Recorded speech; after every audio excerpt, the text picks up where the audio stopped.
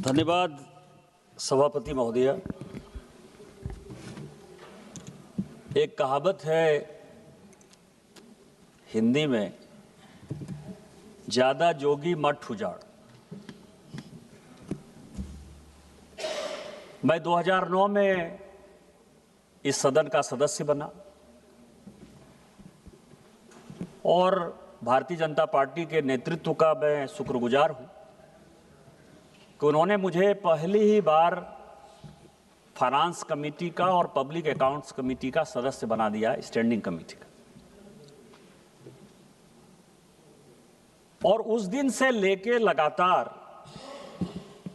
एक चीज जिसके ऊपर की हमारी कमेटी जितनी भी रिपोर्ट है, और मैं कांग्रेस के अपने साथियों से कहूंगा कि उनको उस सारे कमेटी की रिपोर्ट पढ़नी चाहिए जो 2009 से लेके 14 तक हमारी कमेटी ने डाला। हमने लगातार कहा कि जो रिजोल्यूशन प्रोसेस है आपका, जो कि जगदंबिका पाल साहब बता रहे थे कि आप एक कंपनी डाउन जाती है, वो पैसा पेमेंट करने की स्थिति में नहीं है, उसका एनपीए होता है, आप उसको जो है दूसरे मद में लोन दे देते हो और उसी लोन से वो लोन चुकाता है। और ये जो मैनिपुलेशन है, ये मैनिपुलेशन देश को एक दिन बर्बाद कर देगा। लेकिन जो मैंने शब्द कहा कि ज्यादा जोगी मठ उजाड़, भरपूर अर्थशास्त्रियों से भरी हुई वो सरकार थी। डॉक्टर मनमोहन सिंह जी, जिनकी पूरी दुनिया आदर करती है, वो खुद प्रधानमंत्री थे। चिदंबरम साहब थे, प्रणब मुखर्जी साहब थे, मोंटेक सिंह अहलूवालिया साहब थे, मतलब आप नाम लीजिए, रघुराम राजन साहब थे, नाम लीजिए। उस वक्त दुनिया के जितने बड़े इकोनॉमी, अमर्त्य सेन से लेके सारे लोग इस सरकार को मदद कर रहे थे। लेकिन इन लोगों को जो अमेरिका का सब प्राइम क्राइसिस आया 2008 में, उससे भी इनको प्रेरणा नहीं मिली। और हमारी कमेटी ने 2009 में, 2010 में, 2011 में, 2012 में कहा कि एनपीए बढ़ रहा है भैया, इसका कुछ करो।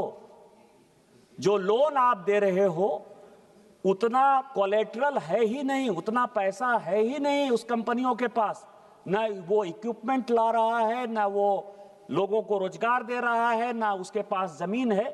आप केवल फोनो बैंकिंग का सहारा ले रहे हो। लेकिन किसी ने बात नहीं मानी। 2014 में जब माननीय मोदी जी के नेतृत्व में सरकार बनी तो पूरा बैंक का हालत खराब था। जिस जीडीपी की बात कर रहे हैं, जो कांग्रेस के जितने लोग भाषण देते हैं, मुझे तो निराशा होती है भैया। आप पढ़े लिखे आदमी हो, कोई डॉक्टर है, कोई लॉयर है, कोई इंजीनियर है, आपने कभी देखा है कि ये लोन जो कहते हो कि लोन जो है रिपे नहीं हो रहा है, आप राइट ऑफ कर दे रहे हो, आप बिजनेसमैन भाग गया। मैं आपकी सारी बात से सहमत हूं, एकदम आप सही बोलते हो। लेकिन कभी आपने देखा है कि वो लोन कब का है? वो लोन 2004 से लेके 2014 तक का है। 2014 के बाद से कोई लोन नहीं है। लोग भागा होगा, हो सकता है कि हमारी सरकार के समय ही भागा होगा, मैं उससे इनकार नहीं करता। लेकिन लोन किसके समय लिया? आप नीरव मोदी, मेहुल चौकसी की मैं सुनता रहा उधर से, उस दिन राहुल कासवा लगातार बोल रहे थे। आपने कभी सुना कि नीरव मोदी क्यों पैदा हुआ? कभी आपको यह ध्यान है? 2013-14 में, और मणिकम टैगोर साहब, आपको जरूर जानना चाहिए और अपने नेता को बताना चाहिए कि 13-14 में चिदंबरम साहब ने, मैं ऑन रिकॉर्ड कर रहा हूं कि कस्टम का रेट यह था कि जो आर्टिफिशियल डायमंड आएगा उसका एक अलग टैक्स लिया जाएगा, और जो नेचुरल डायमंड आएगा बाहर से उसका एक अलग टैक्स लिया जाएगा। एक स्कीम ले आए आप जिसको कहते हैं 80-20 स्कीम।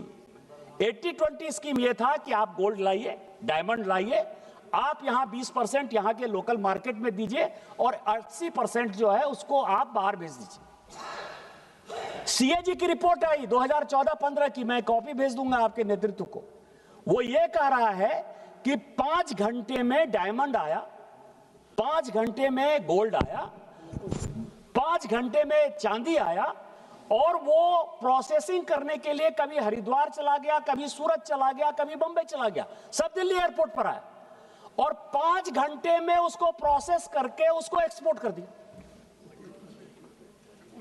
और नीरव मोदी ने क्या किया, जब सब धन एक 22 पसेरी हो गया तो जो नेचुरल डायमंड था और जो आर्टिफिशियल डायमंड था उसमें सब उसने आर्टिफिशियल डायमंड जो है नेचुरल डायमंड की तरह बेचना शुरू कर दिया। पैदा आप करो, करप्शन आप करवाओ, ऊपर से जो है आप मेरे ऊपर क्वेश्चन करो।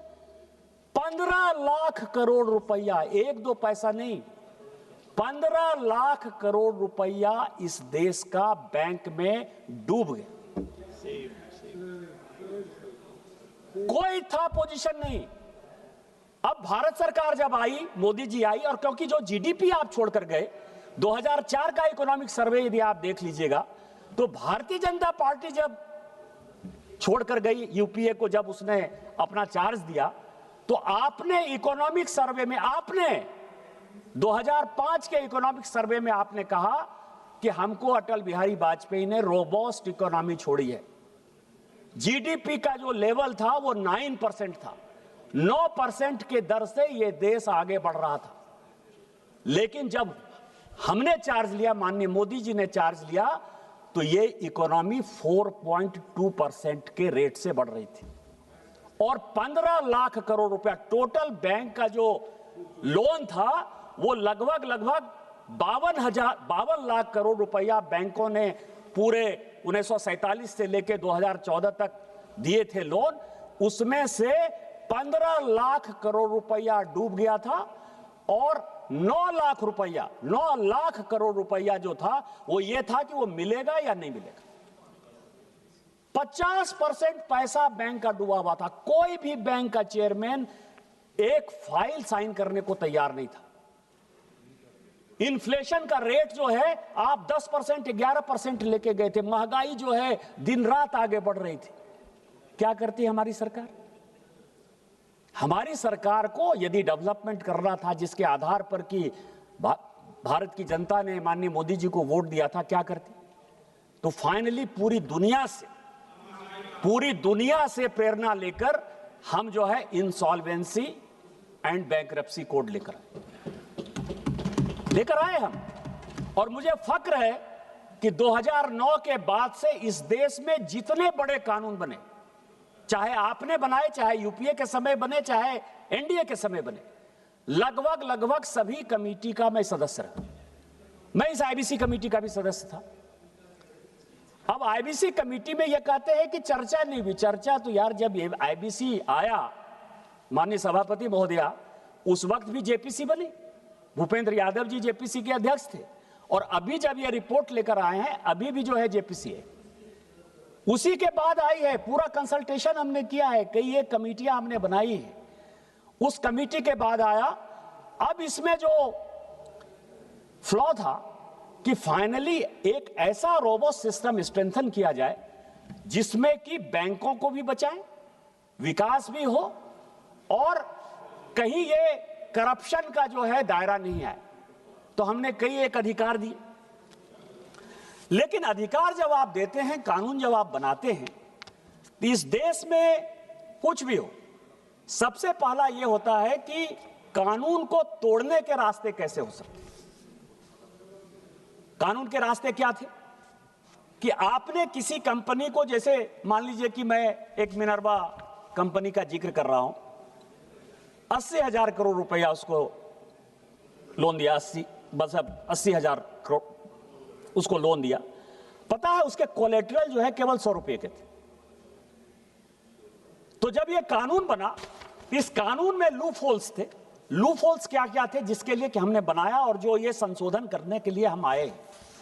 पहला जो लूप होल्स था कि जो मैंडेटरी एडमिशन है, जिसके बारे में कि कह रहे थे पाल साहब, कि इसमें कोई भी आदमी जो सिक्योर्ड क्रेडिटर है, इसमें जो 4-5 लोग हैं, सिक्योर्ड क्रेडिटर है, अनसिक्योर्ड क्रेडिटर है, जो वहां लोगों के काम करने वाले लोग हैं, और जहां मान लीजिए कि सोसाइटी का मामला आता है या मकान का मामला आता है, तो जो उसमें जिन्होंने बुक कराया हुआ है आम आदमी, वो एक क्रेडिटर के तौर पर हमने जो है वाटरफॉल मैकेनिज्म बनाया। उस वाटरफॉल मैकेनिज्म ये है कि किसको सबसे पहले, यदि ये सामान बिकेगा तो किसको सबसे पहले इसका पैसा जाएगा। उसमें हमने सबसे पहला ये तय किया कि जो रोज काम करने वाले लोग हैं, जो वहां के एम्प्लॉय हैं, जो वहां के गरीब लोग हैं, सबसे पहला अधिकार पैसे पर उनका है।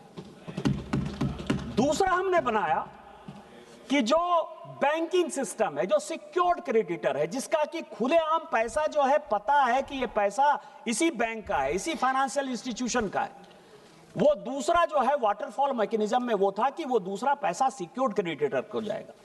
तीसरा हमने अनसिक्योर्ड क्रेडिटर वो था कि जैसे कंपनी है, कंपनी में किसने गिट्टी का सप्लाई किया, किसी ने मिट्टी का सप्लाई किया, किसी ने बालू का सप्लाई किया, किसी ने मटेरियल का सप्लाई किया, तो वो अनसिक्योर्ड क्रेडिटर है। उसको थर्ड हमने जो है ये माना, ये हमने वाटरफॉल मैकेनिज्म बनाया। अब उसमें जब ये मैकेनिज्म आगे बढ़ा तो एक केस आ गया सुप्रीम कोर्ट में, Vidarbha industries power limited versus axis bank, ये केस आ गया। अब इस केस ने कहा कि एनसीएलटी को यह अधिकार है कि वो किसी रिजोल्यूशन प्रोसेस को स्वीकार करे या किसी रिजोल्यूशन प्रोसेस को अस्वीकार करे, क्योंकि यहां जो शब्द था मे और शैल, मतलब आपको मैं बताऊं कि जब कानून हम और आप बनाते हो, आप तो पॉलिटिशियन हो, कानून में हम कोई यदि लॉयर होते तो सुप्रीम कोर्ट में ही हम सारे मेंबर ऑफ पार्लियामेंट जो है प्रैक्टिस करते। हम एक प्रैक्टिकल बात, एक साधारण बात लेके चलते हैं।